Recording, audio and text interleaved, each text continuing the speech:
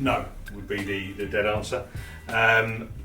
Sharpness is going to be the Achilles heel of glue.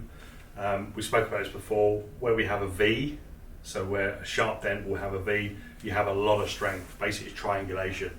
As you start to try and lift that, what you're not doing, you're not lifting and separating out, you're lifting high on the corners. So whatever we do here is just going to have an effect on the shoulder. The only way we can effectively get rid of that is by using our knockdowns to open that V into a U shape. So when we've got a U shape, we've got a lot more metal flow, so we can start tensioning it out and get that metal moving quite nicely. So sharpness is going to be, it's the Achilles heel of any repair method to date. So what we need to do, if we have a sharp damage, the first thing we're going to do, we have to open that damage out.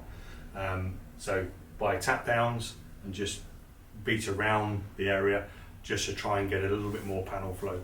So yeah, sharpness would be the one that would affect us the most.